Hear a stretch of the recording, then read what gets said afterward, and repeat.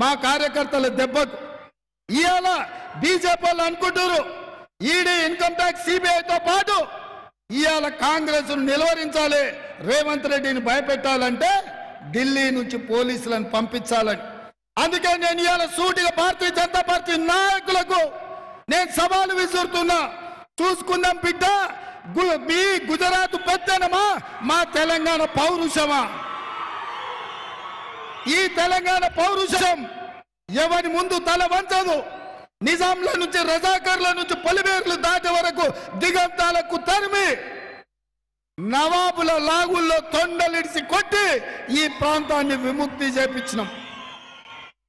ఉమ్మడి రాష్ట్రంలో సమైక్య పాలనలో పౌరుషంతో పోరాడి తెలంగాణ రాష్ట్రాన్ని తెచ్చుకున్న రాష్ట్రానికి చీడగా పట్టిన చంద్రశేఖర్ రావును మనము వదిలించుకున్నాం.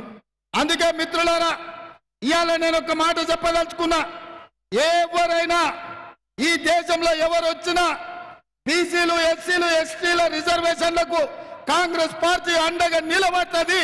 ఇవాళ ఈ రాష్ట్రంలో ఇక్కడ ఎవరు భయపడటం లేడు. ఢిల్లీ పోలీసులను కాదు, సరిహద్దుల్లో ఉన్న సైన్యాన్ని తెచ్చుకో, నీ మొత్తం గుజరాత్ను దించు బిడ్డ. ఎట్లా వస్తారో చూస్తా తెలంగాణలో. మీరు అనుకుంటారో మీ చేతిలో అధికారం ఉంది కదా అని ఢిల్లీ పోలీసులను పంపించాలని. అందుకే ఇవాళ దేశంలో జరుగుతున్న పరిణామాలను చూసి మా సిపిఎం సోదరులు కోదండరామ్ గారు కూడా మనకు అండగా నిలబడ్డారు. అందుకే రేపు జరగబోయే ఎన్నికలు మనకు ఫైనల్స్. ఈ ఫైనల్స్ లో మనం గెలవాలి, మనం నిలవాలి, మనం రాహుల్ గాంధీని ప్రధానమంత్రిని చెయ్యాలి. ఇవాళ చంద్రశేఖర్